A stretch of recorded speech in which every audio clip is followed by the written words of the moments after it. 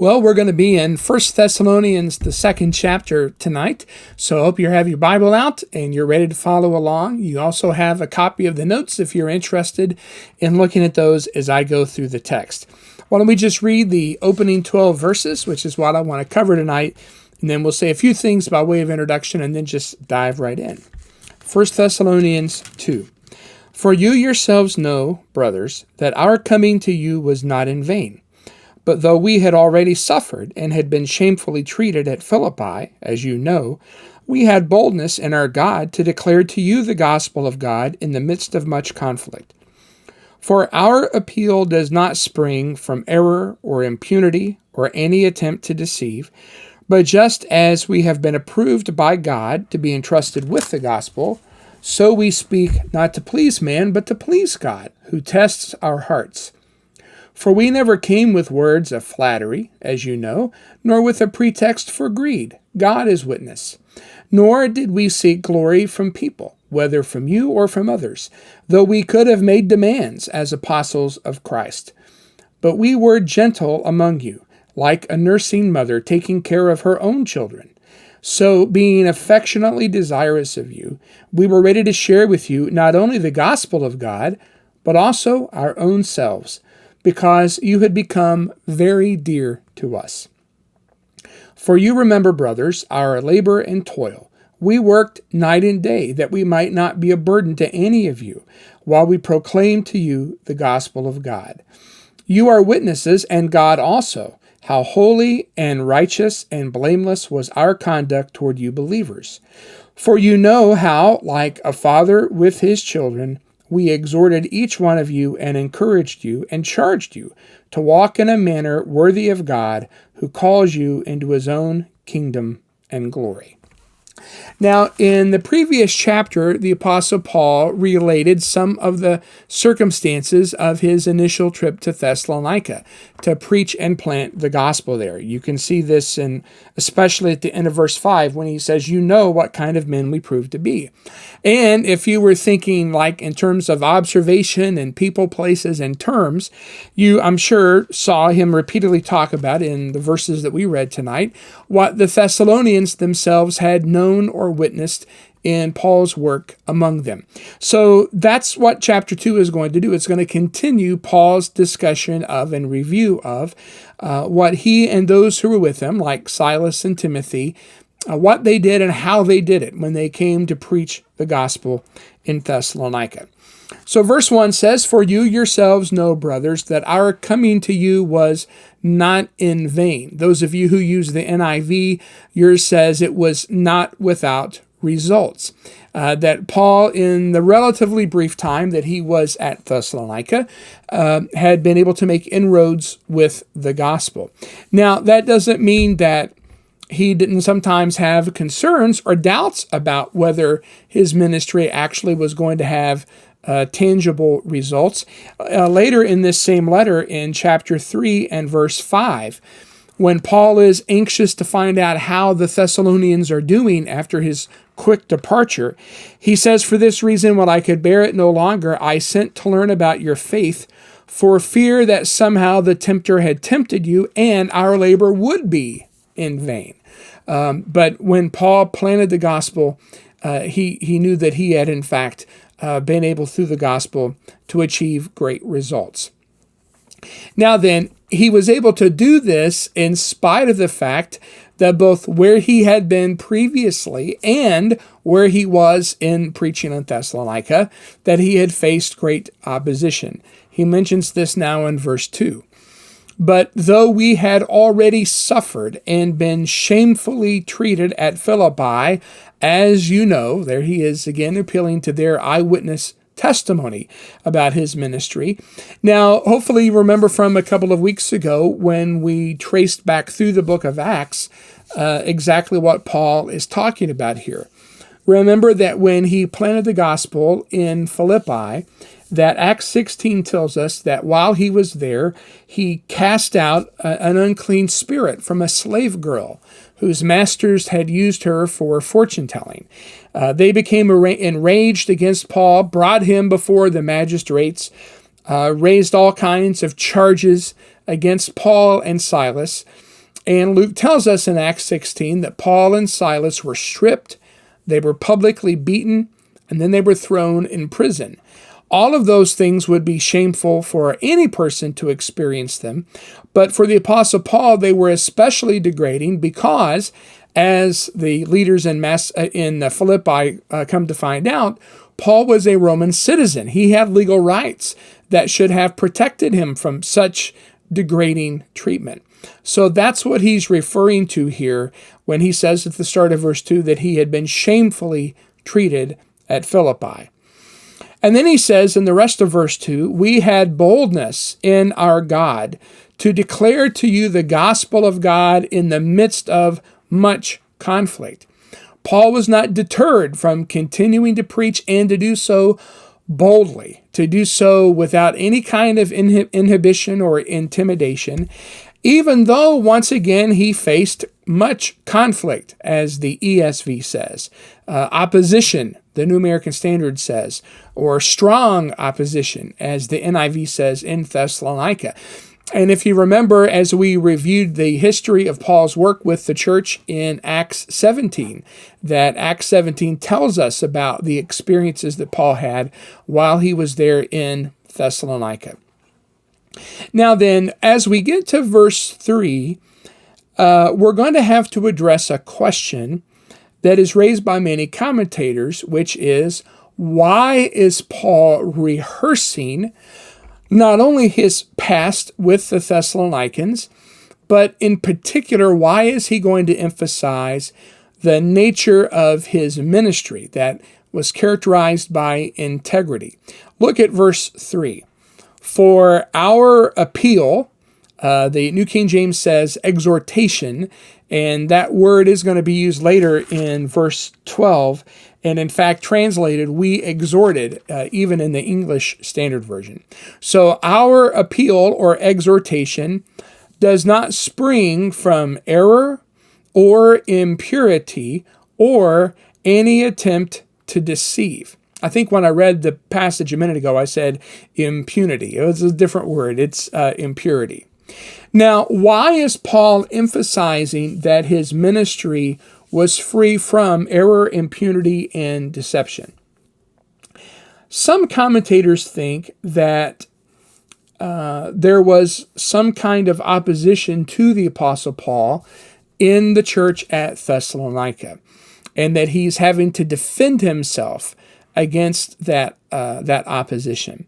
However, unlike the books of 1st and 2nd Corinthians, in which there's clear evidence of opposition within the church against Paul, or at least stirred up by outsiders who are coming into the church against Paul, I can't find any evidence of that sort of thing in the books of 1st and 2nd Thessalonians. What other commentators suggest, which I think is probably more on target, is that Paul is not reacting against any kind of criticism internally, but rather he's making sure the Thessalonians understand how different his ministry is from what is external to the church and what takes place in the broader society. A lot of commentators point out that in the first century, there were traveling orators, people who were finely skilled in the art of rhetoric. And in fact, if they were really good, they could gain quite a following, even of people who were willing to financially support them in their art of rhetoric, who would enter into an agreement of patronage where they would be patrons for these kinds of artists. One commentator says that they almost would have the same kind of fame and appeal as musicians may, for instance, in our culture, as hard as that is to imagine. And of course, as these traveling orators went about trying to gather a following, they were willing to say or do whatever they had to in order to get financial support. So they came to be looked at sort of like the traveling salesman of a bygone era, like in The Music Man, for example, if you've seen that show. People who were like con men who would pass through towns, come into town, tell people what they want to hear to get their money, and then take off. And some people have suggested that maybe the reason Paul is pointing out how different his ministry is from those sorts of people is because, as you may remember from 2 weeks ago when we, or from a week ago, 2 lessons ago, when we did the overview of Paul's relationship there with the Thessalonians, he did have to leave Thessalonica fairly quickly. We don't know exactly how long he was there. Certainly he had to leave before he wanted to. And that may have opened the door in the minds of some of the Thessalonians.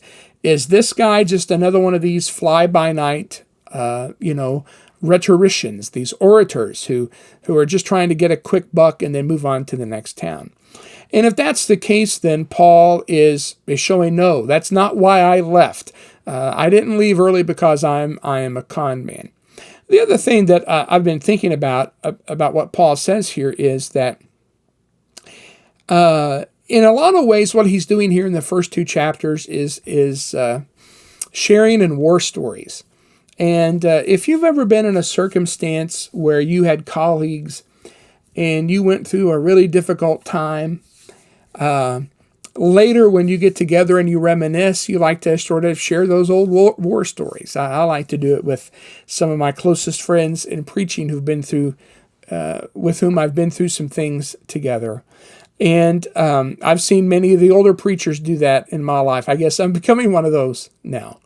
So that may also be part of what Paul is doing here, is just reminiscing on the experiences they shared together in the trenches as they all faced opposition to the gospel. In any event, he says, our appeal, our exhortation is not motivated by impure motives. Instead, he says in verse 4, just as we have been approved by God to be entrusted with the gospel. Paul says that before I was given the mission of preaching the gospel, I was tested and approved by God himself. And this is a pattern found in Scripture for those particularly who are going to serve in a more public way, like preachers and elders and deacons. If you think about the way the New Testament emphasizes the character that each of those kinds of workers is supposed to have. It's the kind of character that you can only have after a period of time in which you have demonstrated proven character, tested character. And Paul says that that's what God did with him. Maybe early in his life as a Christian, there's an episode where Paul had to flee from the cities of Damascus and Jerusalem, and instead he went back to Tarsus. And then we know that there was also a period of time where he talks about being in Arabia. Maybe it was during some of those periods when we don't know much about what was going on with Paul in the New Testament, that God was working on him to ready him for his work of ministry. If you think about it, everyone from Moses to David, even the Lord himself, has a period of their life that we don't really know anything about.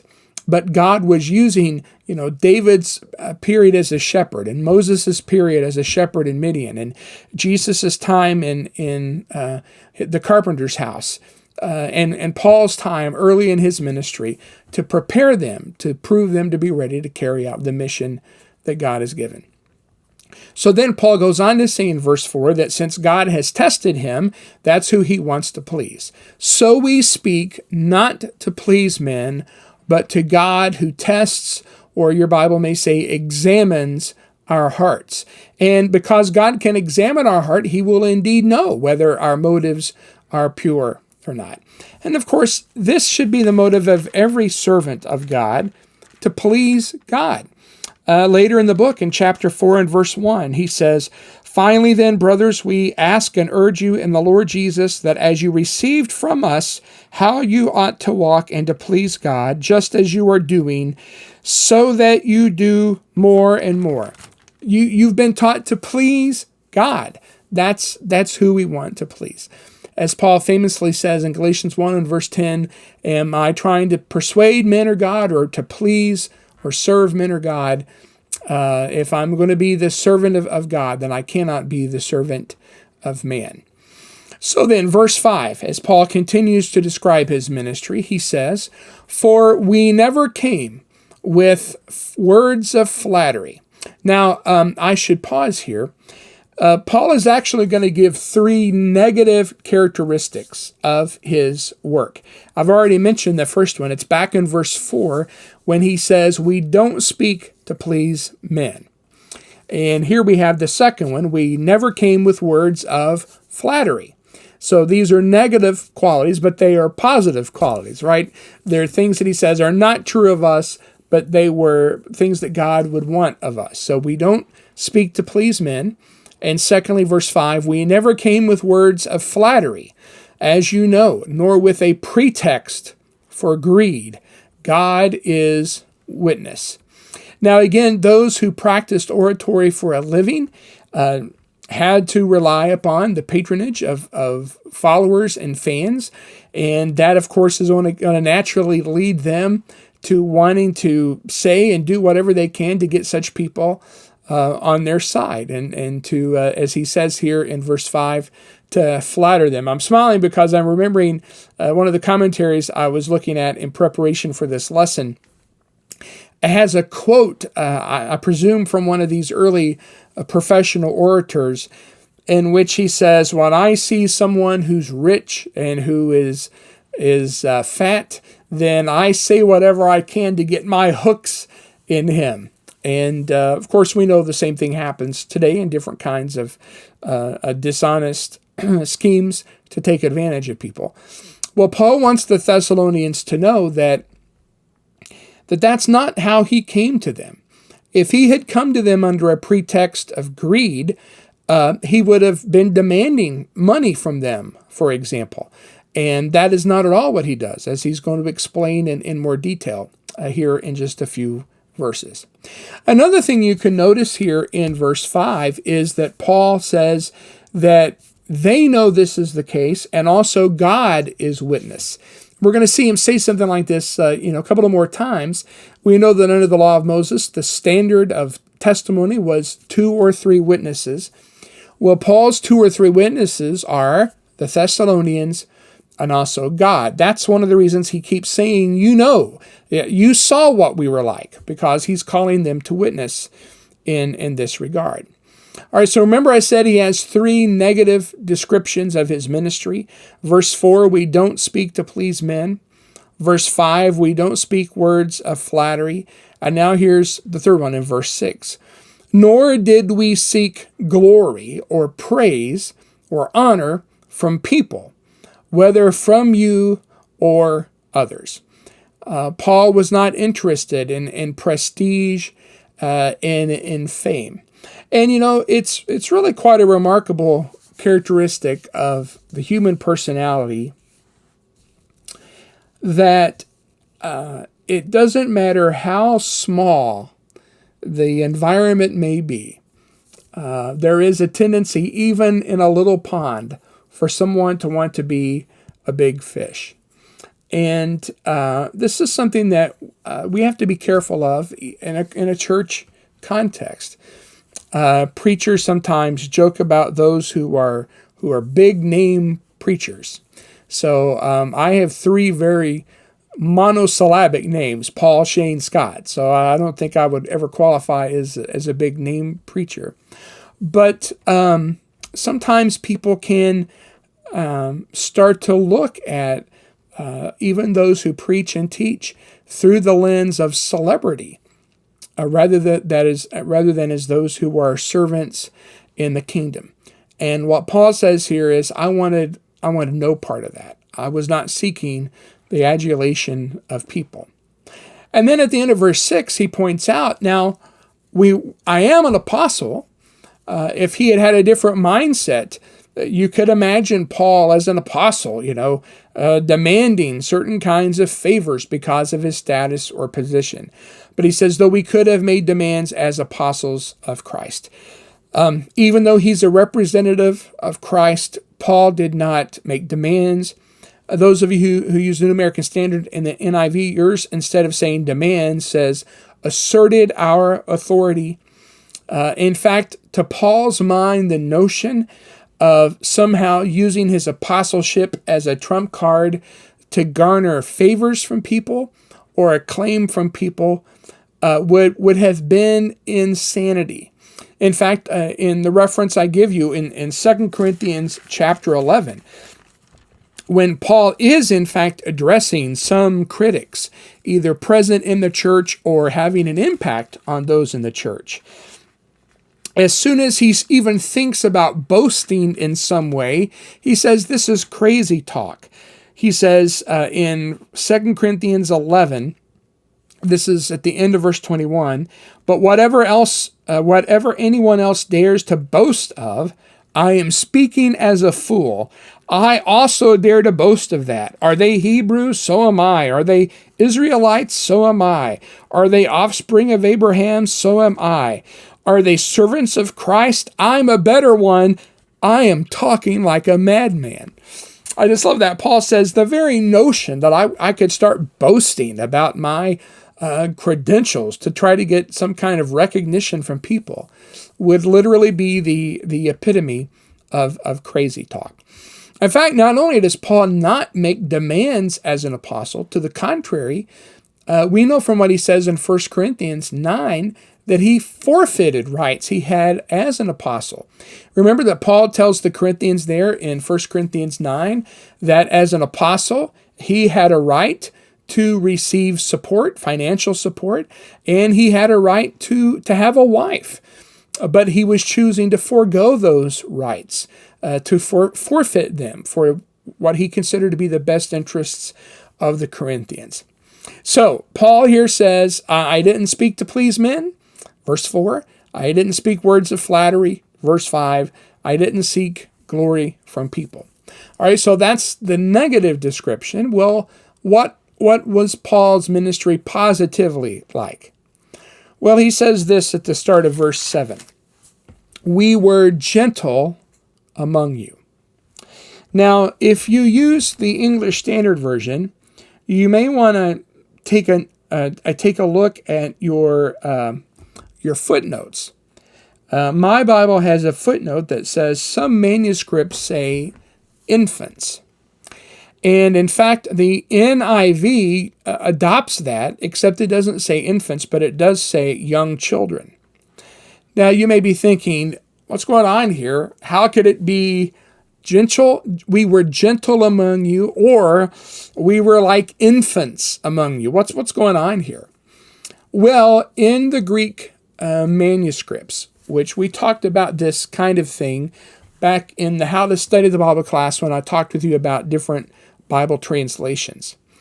In the Greek manuscripts, there is actually a difference among the manuscripts here on this verse, and that difference consists of one letter.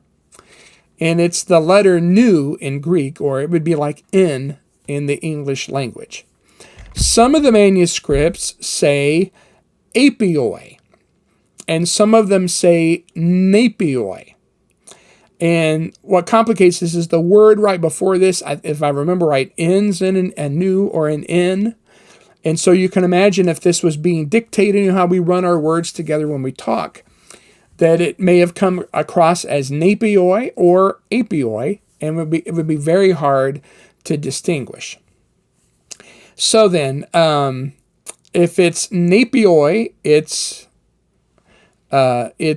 infants. If it's apioi, it is gentle. I'll have to go back and double check. I just noticed here in my draft of the notes, I have made a mistake, and I'm going to have to go back and look. But in any event, one of them is napioi and one of them is apioi. Now then, when those who study these kinds of textual issues try to determine which of these two options is more likely to be the original, here is what they assume. They assume that it is unlikely that if a scribe made a change, that he would change something that is clear to something that is unclear or difficult. So therefore, they tend to assume that whatever the more difficult reading is, that's probably the one that is the original, because it would be unlikely for a scribe to change a simpler reading, like gentle, into something more complicated, like infants. What in the world would Paul mean by saying infants? So on that basis, actually, a lot of people who study the New Testament manuscripts think that the word Paul actually used here is the one for infants. Now, if that is what he means here, but we were infants among you, then what he would be saying is we are the exact opposite of these high-powered celebrities that you might be aware of in the culture. And the exact opposite of a high-powered, demanding celebrity would be a little baby. Although I recognize that infants have demands of their own, but they're not conscious demands like an over-inflated, ego-driven celebrity would make demands. Now then, if that is the original reading, we were infants among you, then as it turns out, it ends up sort of meaning the same thing as we were gentle among you. In other words, what Paul would be saying is we are the exact opposite of overbearing and demanding entitled people when we were with you. Any event, that's just an interesting note about the start of verse 7. Let's look now at the rest of verse 7 when he says, like a nursing mother taking care of her own children. So the word that Paul uses here for a nursing mother probably refers to someone who would be hired to care for someone else's children. So like a nanny, for example. So by nature of the fact that she is a nanny, she would be very gentle, but she would be especially so with her own children. And that's what Paul is saying here. We were like a nurse with her own children in the way that we treated you. So verse 8, being affectionately desirous of you, having so fond affection for you, we were ready to share with you not only the gospel of God, but also our own selves, because you had become very dear to us. I think this is one of the ways you can define the difference between a preacher who sees himself as a professional clergyman versus someone who sees himself as a servant. Someone who's a professional, you're hired to do a job and you do it. But once you clock out each day, you're kind of done, you know. But somebody who is truly a servant is someone whose love is going to go far beyond clocking in and clocking out. But it's going to involve actually giving yourself, investing your own life in the lives of others. That's, I have to be honest, one of the things that's been frustrating about the circumstances we are in right now is feeling a little bit hamstrung in being able to do that kind of thing like I would like. But I'm so encouraged by so many of you who are demonstrating so many ways to really invest your lives in one another. But that's what I think we all are called to do. And then as an illustration of the way that Paul had invested himself in the Thessalonians, he reminds them in verse 9, for you remember, brothers, our labor and toil. We worked night and day that we might not be a burden to any of you while we proclaim to you the gospel of God. In other words, when Paul was at Thessalonica, he did there what we know he did in other places, like at Corinth. Namely, he worked his regular job, you might say, as a tent maker, and then also worked another job in doing the work of preaching and teaching.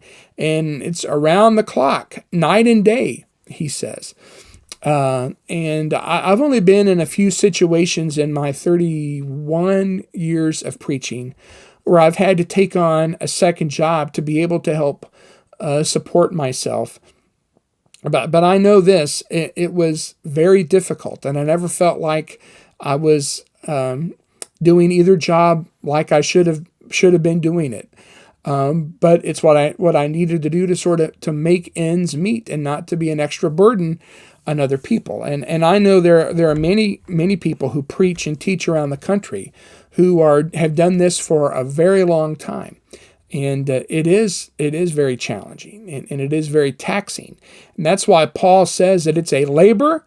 That's the same word he used of them, by the way, back up in chapter 1 and verse 4, when he commends them verse 3, for their labor of love. And then it's also a toil. It's a hardship. It It is a challenging life. Over in 2 Thessalonians chapter 3 and verse 8, Paul says, "Neither did we eat anyone's bread without paying for it, but with toil and labor we worked night and day, that we might not be a burden to you." That's a very important value of Paul's that he passed down to the Thessalonians for reasons we're going to discover as we get deeper into the letter. All right, so back to 2 Thessalonians 2, verse 10. "You are witnesses, and God also," there's our two or three witnesses again, "how holy." Now, this is not the normal word Paul uses for holy. It's that's the reason why in the New American Standard and the New King James it's translated devoutly. It carries with it just a sense of great piety and respect for God. So, how devoutly and righteous and blameless, how devout and righteous and blameless was our conduct toward you believers. Again, the exact opposite of the greedy orators that he, I think, has been reacting against. And then Paul uses another family image to describe his care for the Thessalonians. He previously, in verse 7, described himself as a nurse, and now in verse 11 as a father. Verse 11, "For you know how, like a father with his children." And it's not just his children. Other translations, almost all the others, say his own children. Don't know why the ESV left that out, because that's the parallel, right? It was a nurse with her own children. Here it's a father with his own children. And we know that Paul had this kind of paternal feeling for his converts, that he was a father to them. In a much, much smaller way, but still in a very meaningful way. A couple of you made comments to me on Father's Day that I have a lot of kids. And again, I'm not in any way trying to, put myself in the shoes of the Apostle Paul, the sandals of the Apostle Paul. But I will say it is one of my great delights as a preacher who does not have physical offspring that I do have the opportunity to develop close relationships, especially with younger people, and to try to sort of do for them what the great mentors in my life helped to do for me. And here's what that involves, according to Paul in verse 12. "We exhorted each one of you and encouraged you and charged you." Obviously, those three verbs in verse 12 have a lot of overlap in meaning. I think if you wanted to summarize it, the first word, which is that word exhorted or appeal that we talked about a little bit earlier, is the idea of calling someone to follow a certain path, appealing or exhorting people to follow the Lord. And then the next word, encouragement, is to give them a pat on the back, to tell them, hey, you can do this.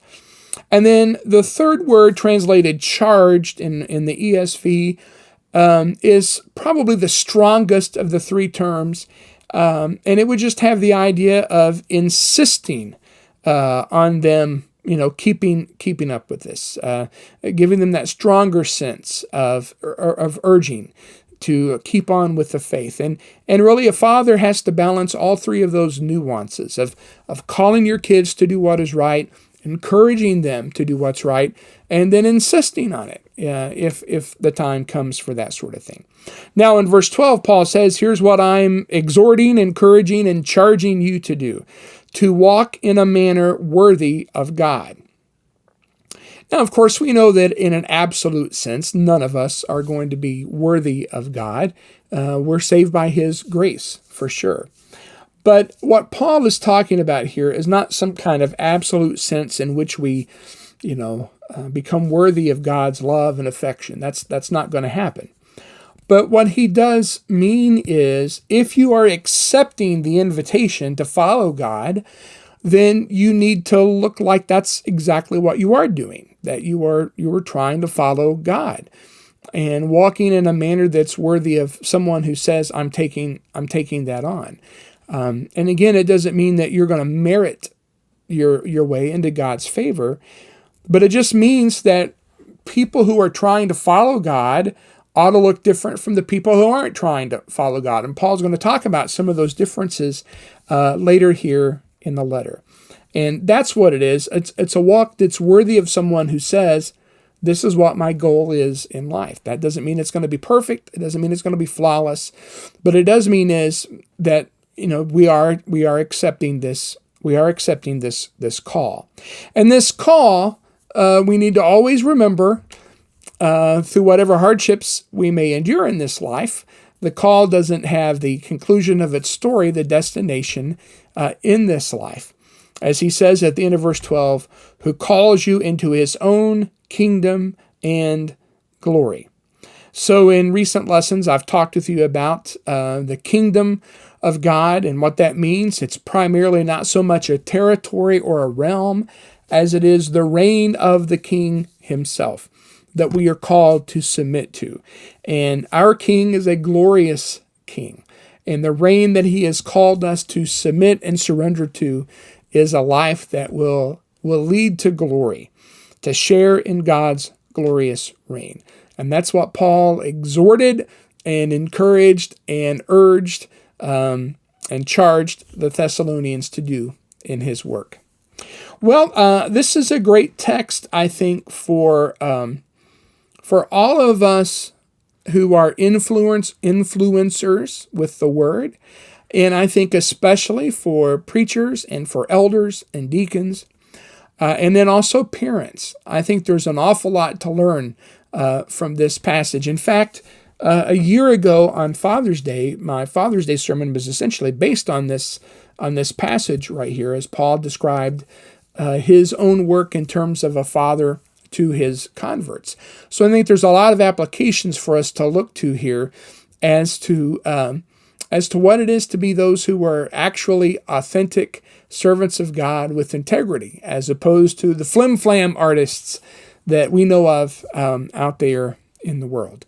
To have a heart that is genuinely given in love for God and a love for people and an affection that follows with that. Well, and I'm grateful to have a congregation that I'm able to share that kind of relationship with, and especially to do so in times like this study. Well, I hope you all have had a great Lord's Day, and I hope that your week gets off to a really good start. We know we obviously have a lot of brothers and sisters we want to keep close to our hearts in prayer during this time, and look for ways that we can give ourselves to them, never outgiving God and what he's given to us. Well, hope you all have a great rest of the evening and a great start to your week, and look forward to continuing our study, Lord willing, on Wednesday night.